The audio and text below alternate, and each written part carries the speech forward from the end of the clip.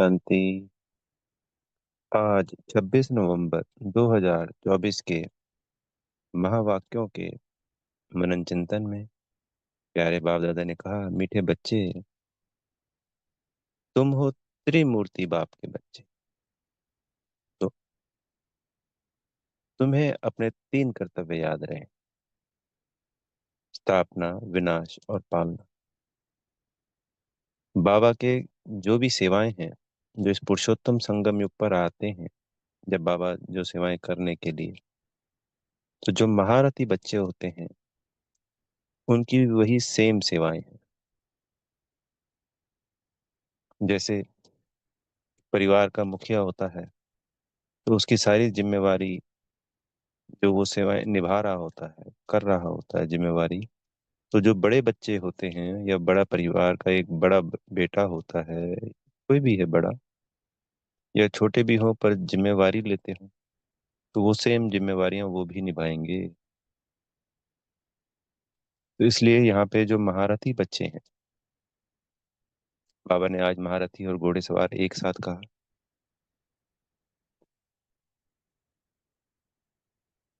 और प्यादे फिर वो अपनी मस्ती में प्यादे प्यादे ही हैं।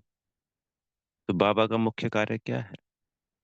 स्थापना, सतयुग की पुरानी दुनिया कलयुग का विनाश, और फिर विष्णु के द्वारा पालना। तो ये कार्य हम बच्चों के द्वारा तो करा रहे हैं बाबा। तो हम जब ये जिम्मेवारी मन ही मन अपने ऊपर लेंगे, मौलाई मस्ती में रहते हुए और निमित्त मात्र बने हुए, निमित्त और निर्माण, बोझा नहीं लेना, तो महारथी की लाइन में खड़े रहेंगे, बाबा के दिल के सबसे करीब होंगे, सर्व प्राप्तियां हमारा इंतजार कर रही होंगी। माता पिता को भी जो बच्चा जिम्मेवार होता है वही सबसे ज्यादा भाता है। इस तरीके से हमें भी बाबा के इस मुख्य तीन कर्तव्यों को अपना मान करके बाबा का सदा महारथी बच्चा बनना है, सपूत बच्चा, वारिस बच्चा। जो वारिस होता है वही बाबा की या अपने माता पिता की सर्व जिम्मेवारियों का निमित्त बनता है। फिर प्रश्न है, देह अभिमान की कड़ी बीमारी लगने से कौन कौन से नुकसान होते हैं? तो उत्तर में आज बाबा ने तीन चार पॉइंट अलग अलग बताए, जिसमें से पहला पॉइंट है कि जेलेसी होती है एक दूसरे के प्रति, तो उससे हम आगे नहीं बढ़ पाते, लून पानी होते रहते हैं, अर्थात मतभेद क्रिएट होना, बहस होना, दूसरों की सही बात भी गलत लगना, ऐसे अनेक अनेक पॉइंट निकल के आते हैं, और अपनी यात्रा को हम रोक देते हैं। क्योंकि फिर पापा क्या कहते हैं, रेस करनी है, रीस नहीं। तो कोई भी आत्मा आगे जा रही है, ऊंचा उठ रही है, तो हमें अपने पुरुषार्थ पर, संगम युग पे ब्राह्मण बनते हैं तो सिर्फ फोकस ही अपने पे करना है।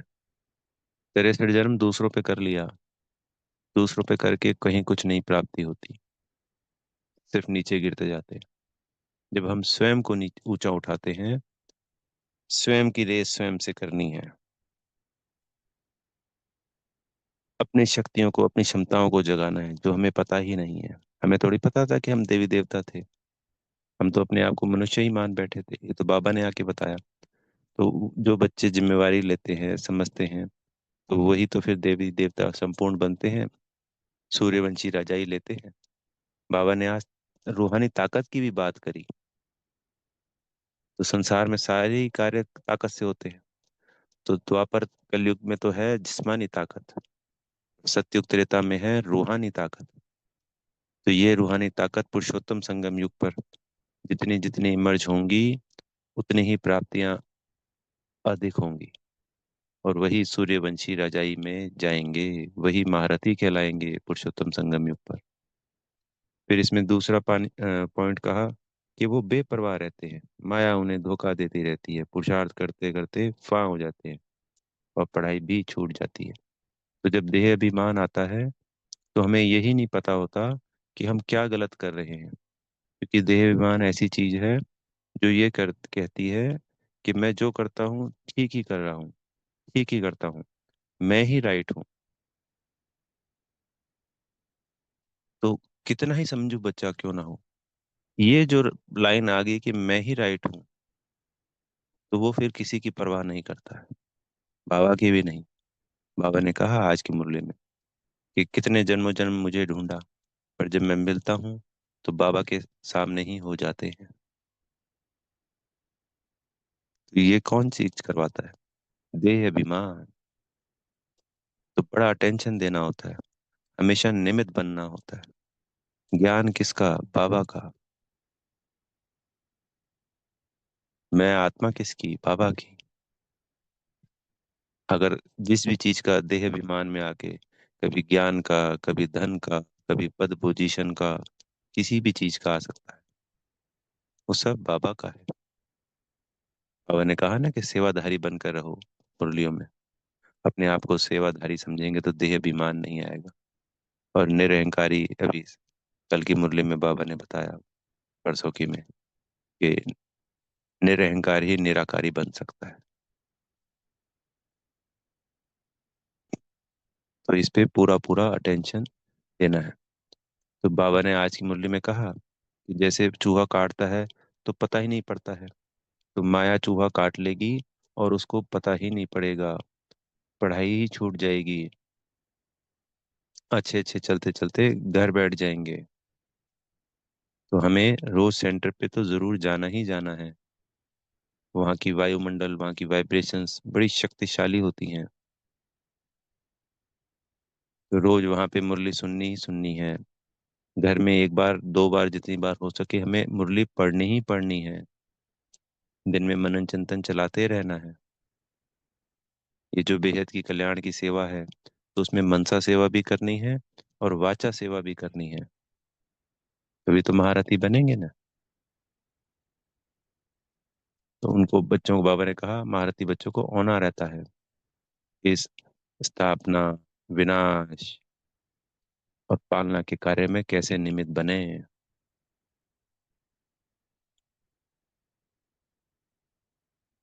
फिर तीसरा पॉइंट बाबा ने बताया कि देह अभिमान के कारण दिल साफ नहीं होती, और दिल साफ ना होने के कारण बाबा के दिल पे नहीं चढ़ते। तो सच्चे दिल पर साहब राजी, बाबा बोलते हैं ना। तो देह अभिमान में आने के कारण अपने मन की बातें हम बाबा को नहीं बता पाते, या छुपा लेते हैं कोई ना कुछ जानबूझकर बातें। तो जब छोटी सी गलती होती है, तब छोटी गलती छुपा लेते हैं तो वो बड़ी होती चली जाती है। जैसे छोटा बच्चा होता है, छुपा लेता है या पकड़ में नहीं आता है तो वो बढ़ती चली जाती है। बीमारी छोटी होती है, ध्यान नहीं दिया तो वो बड़ी हो जाती है। तो जब छोटी में ही गलती हो और हम बाबा को साफ दिल से बता दें, तो बाबा हमें दुआएं देते हैं, हमें शक्तियां देते हैं और मुरली के द्वारा ज्ञान देते हैं, टेंशन दिलवाते हैं। बाबा ने कहा आज की मुरली में, एक दो को भी सावधान करते रहो। तो हमें डायरेक्ट भी सावधान करना चाहिए। हमें लगता है कि कोई गलत रास्ते पे जा रहा है बाबा का बच्चा बनकर, और अगर वो हमारी नहीं सुनता है तो हमें बाबा को लिख कर दे देना चाहिए। इसमें कोई शिकायत नहीं कर रहे हैं, हमारे आत्मा भाई है। तो कोई भी बात अपने हाथ में भी लॉ नहीं लेना है। ऐसा नहीं है कि पापा ने कभी हमेशा ये कहा कि अपने हाथ में लॉ मत लो, आप मुझे तो बताओ। तो ये हमारा फर्ज है, हमारे को ड्यूटी मिली हुई है। तो हम अगर नहीं भी समझा सकते तो बाबा को लिख कर दें, बाबा को बताएं कि बाबा ऐसे ऐसे वो आत्मा भाई ऐसे ऐसे चल रहा है, ऐसे ऐसे कर रहा है।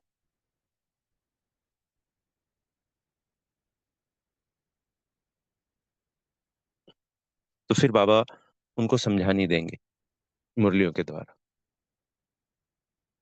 अपने हाथ में लॉ लेने से फिर हमारा हिसाब किताब बन जाता है।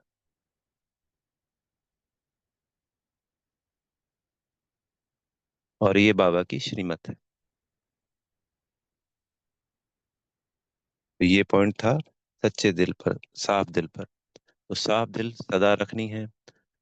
जो मन में है वही मुख में होना चाहिए, और वही हमारे कर्म में होना चाहिए। और सिर्फ बाबा के प्रति नहीं, कि बाबा के प्रति तो हम सच्चे बन गए, पर दूसरी आत्मा भाइयों के प्रति हम सच्चे नहीं बने। वहां पे हमने मन में कुछ और रखा, बोल कुछ रहे हैं और कर्म कुछ और कर रहे हैं, रॉन्ग हो जाएगा। जो व्यवहार हमारा बाबा के संग है, वो बाबा के हर एक प्रत्येक आत्मा बच्चे के संग होगा। तभी बाबा खुश होगा, तभी वो महारथी कहलाएगा।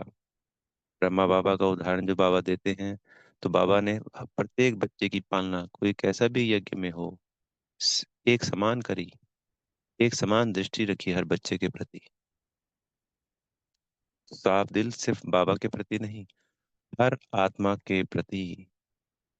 तभी सच्चे दिल पर साहब राजी होगा। सच्चा दिल तो तभी हुआ ना जब सबके प्रति हम एक समान है।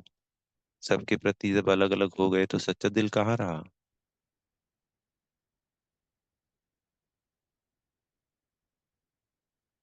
तो पूरा अटेंशन देना है। ये पॉइंट्स बहुत सुंदर हैं, अलग अलग हैं। और इस पूरी मुरली के सार में यही पॉइंट हैं आज के। इसमें फिर चौथा पॉइंट बाबा ने बताया कि मूड ऑफ कर लेते हैं, उनका चेहरा ही बदल जाता है। जिनको देह अभिमान होगा, तो मूड ऑफ तो होना ही होना है, क्योंकि माया बार बार दिल से कष्ट करवा रही है, दुखी कर रही है, परेशान कर रही है, उनको पता ही नहीं चल रहा है, क्योंकि वो तो अपने आप को राइट समझ के बैठे हैं। तो जो आत्मा की स्थिति होती है, वही उस दिल से, नहीं, उस मुख से नजर आती है। अगर आत्मा खुश है, तो ये नहीं कि तू चेहरा तो है खुश और आत्मा है दुखी, ऐसा नहीं हो सकता है। आत्मा दुखी परेशान है तो चेहरा ही बिल्कुल साफ दिखता है, क्योंकि आत्मा की तो जो एक्सप्रेशन है इस चेहरे से ही तो क्लियर होते हैं। आत्मा दुखी है और हमने बनावटी मुस्कुराहट बना ली, तो वो कुछ सेकंड्स रहेंगी, लगातार नहीं। और आत्मा बेहद खुशी में है, जोश में, उमंग में है, तो सदा ही चेहरा खिला रहेगा, गुलाब के फूल की तरह।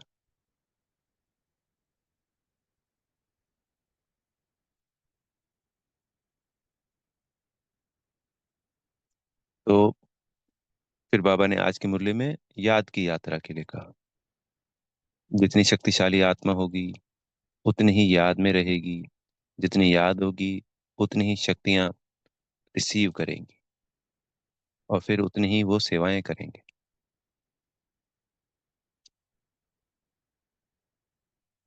फिर लून पानी पे थोड़ा आज बाबा ने टेंशन दिलाया, बहुत दिनों बाद ये आया है। क्योंकि शीरखंड हो गए आपस में मिलके रहना, ब्राह्मण परिवार में, और लून पानी हो गया एक दूसरे के विरोध में जाना, मनमुटाव क्रिएट करना, जेलेसी करना, जैसे बाबा ने अभी ऊपर क्लियर किया।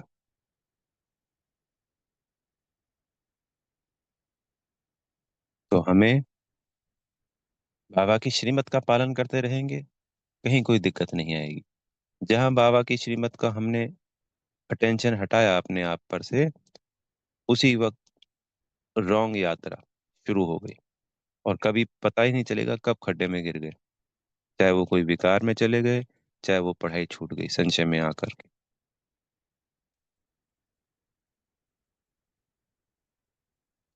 क्योंकि इस योग बल से ही हमें माइट मिलती है। भगवान सर्वशक्तिवान है, बाबा सर्वशक्तिवान है। वो सर्व शक्तियाँ कैसे होंगी? वो याद से होंगी। पर जब ये देह अभिमान होगा तो वो याद में नहीं ठहरने देगा। तभी बाबा रोज की मुरली में कहते हैं कि अपने आप को आत्मा समझ मुझ परमात्मा को याद करो, क्योंकि आत्मा को शक्तियां तो वहीं से मिलनी है। और जब शक्तियां मिलेंगी, तो हमारा अटेंशन सदा ही रहेगा, और माया भाग जाएगी। फिर हमारे अंदर ललक होगी कि जैसे बाबा हमारा कल्याण कर रहे हैं, हम भी बेहद की आत्माओं का कल्याण करें। बाबा तो ये समझानी अपने बच्चों को देते हैं, पर हमें तो हर आत्मा को देनी है समझानी। जितना जो जो जितना पुरुषार्थ करेगा, जितना आत्माओं को समझानी देगा, जितना ज्ञान में लाएगा, उनकी पालना करेंगे, वही तो महारथी कहलाएंगे, वही तो सूर्यवंशी बनेंगे। वरना डिफरेंस क्यों है सूर्यवंशी और चंद्रवंशी में? चंद्रवंशी हैं 31 करोड़, सूर्यवंशी हैं 2 करोड़। तो ये रूहानी ताकत का फर्क है। वो ताकत जो हमें बाबा की याद से मिलती है। बाबा ने एक और पॉइंट बोला कि किसी को हम समझा नहीं देते हैं, नहीं समझता है, तो जिसने जितना हर कल्प समझा होगा उतना ही अब भी समझेगा। चाहे वो ज्ञान में चल रहा है, चाहे ज्ञान छोड़ देता है, चाहे वो 7 दिन का कोर्स करके चला जाता है, जिसने जो जो जैसे जैसे किया है वैसा ही होगा। बाबा ने कहा कि वो चाहते कि ऐसी कोई मशीनरी हो जिसमें हाथ डालें और सब कुछ हो जाए, निकल जाए। पर बोला ऐसा पॉसिबल नहीं है, ड्रामा है। जैसे नूदा हुआ है वैसे ही हर बार होना है, हर कल्प कल्प होना है। इसलिए हमें भी जल्दीबाजी नहीं करनी है। सारी प्राप्तियां एक साथ एक बार में कुछ भी नहीं होने वाली। हर चीज का लिए समय निर्धारित है। हमें बाबा की श्रीमत पे हमारा कर्म करते जाना है, और जो हो रहा है उसके रिजल्ट पे अटेंशन नहीं देना है। दुखी नहीं होना है, अटेंशन तो दे सकते हैं, पर ना तो बहुत ज्यादा खुश होके हवा में उड़ रहे हैं, और ना ही दुखी होके परेशान हो रहे हैं। इन चीजों पे पूरा ध्यान रखना। फिर आज वरदान में बाबा ने कहा कि सदा अलर्ट रहे, सर्व की आशाओं को पूर्ण करने वाले मास्टर मुक्ति जीवन मुक्ति दाता भव। ऊपर क्या कहा बाबा ने कि हमें त्रिमूर्ति वाले कर्तव्य निभाने हैं। वहां पे हम क्या हो गए? मास्टर स्थापना करता, विनाश करता, पालना करता। और यहाँ पे आज बाबा ने हमें क्या कहा? मुक्ति देने बाबा आते हैं, तो हम कौन हो गए? मास्टर मुक्ति जीवन मुक्ति दाता। तो जो भी बाबा के टाइटल हैं या बाबा के कर्तव्य हैं, या जो भी बाबा करते हैं, बाबा पतित पावन है, हम मास्टर पतित पावन। बाबा सर्वशक्तिवान है, हम मास्टर सर्वशक्तिवान। उनकी संतान होने के नाते जो भी अपने ऊपर उठेगा वो उनका मास्टर बच्चा कहलाएगा। सभी टाइटल में बाबा ने तो ये भी कहा हुआ है कि मैं भगवान हूँ, तुम मास्टर भगवान हो। भगवान भगवती कहते हैं ना बाबा मुरलियों में हम। तो हमें यहाँ पे मनसा सेवा के लिए बाबा ने अटेंशन दिलाया है कि हमारी सतो प्रधान शक्तिशाली वाइब्रेशन से हमें शक्ति कहाँ से मिल रही है? बाबा से। जब हम शक्तिशाली बनते हैं तो उसको पदम गुना बढ़ाना होता है। तो उन वाइब्रेशंस को हम दूसरी आत्माओं को जब देते हैं तो वो बहुत तेजी से बढ़ती है। तो फिर बाद में योग में हमको और ताकत मिलती है। ताकत की परसेंटेज है। एक साथ बाबा भी सारी ताकत नहीं दे सकता हमको। अगर दे तो हम संभाल नहीं पाए। जैसे छोटा बच्चा मान लीजिए 2 किलो बोझ उठा सकता है, और एक 20 साल का बच्चा 50 किलो उठा सकता है। तो वो छोटा बच्चा जब तक बड़ा होता है तब 2 से 4 पे, 6 पे, 8 पे, 20 किलो, 50 किलो तक पहुंचने में उसको 15 साल लगते हैं। अगर उसको पहले दिन ही 50 किलो दे देंगे तो दब जाएगा। वैसे ही ये शक्तियां हैं, कार्य कर रही होती हैं। तो इसकी एक स्टेज है, मान लीजिए 100% तक जाना है, तो रोज थोड़ी थोड़ी शक्तियां हम ले रहे हैं और फिर बेहद में दे रहे हैं। सर्व का परिवर्तन हो रहा है। वो शक्ति हमारी 1 से 2 गुना, 3 गुना, 10%, 20%, 40%, 60%, इस पुरुषोत्तम संगम युग पे बाबा की श्रीमत पे चलते हुए चारों सब्जेक्ट का पालन करते हुए श्रीमत के अनुसार इन शक्तियों को हमें बढ़ाते जाना है। एक दिन की नहीं है, ये पूरी यात्रा है। जैसे स्कूल की यात्रा होती है 20-25 साल की, तो ये यात्रा भी है। इस पे अटेंशन पूरा पूरा देना है। जो जितना करेगा सो उतना पाएगा। तो इसमें हर एक सब्जेक्ट, हर एक बात एक दूसरे की पूरक है। तो हमने बाबा से शक्तियां ली थोड़ी, बेहद में ट्रांसफर करी, बेहद का कल्याण हुआ, दुआएं मिली, फिर बाबा से और शक्तियां लेंगे, और शक्तियां हमें रिसीव हो पाएंगी। वरना बहुत ज्यादा शक्तियां सिर्फ हम लेते रहें और आगे नहीं दें तो वो आगे बढ़ती नहीं है। तो बाबा ने कहा कि हमें मनुष्य आत्माओं की वृत्तियों को चेंज करना है। हमारे पॉजिटिव वाइब्रेशन से, हमारे सतो प्रधान शक्तिशाली वाइब्रेशन से दूसरी आत्माओं की वृत्ति चेंज होती ही होती है। ये निश्चित है, ये हुआ पड़ा है, ये देखा हुआ है।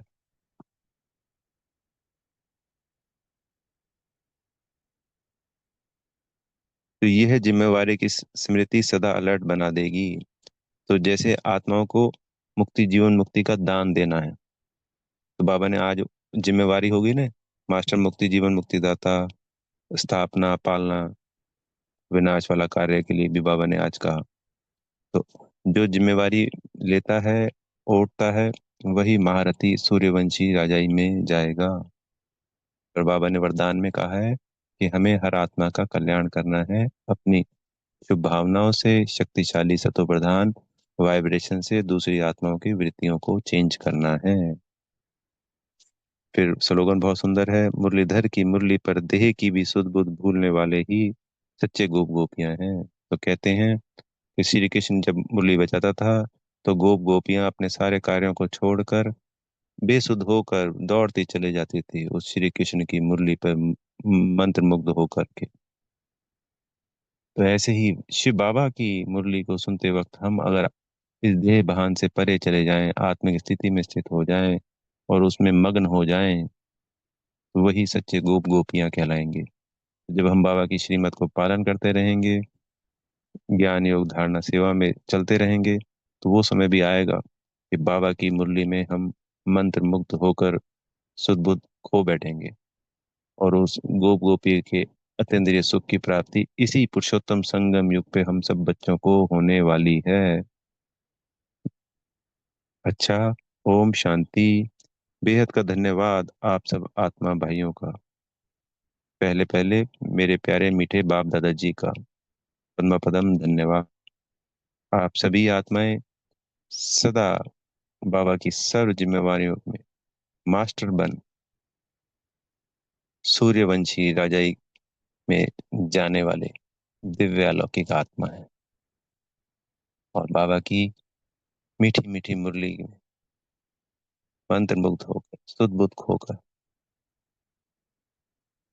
सच्चे सच्चे गोप गोपियां हैं। बेहद की शुभकामनाएं आप सब आत्मा भाइयों के लिए। बेहद की शुभकामनाएं। ओम शांति।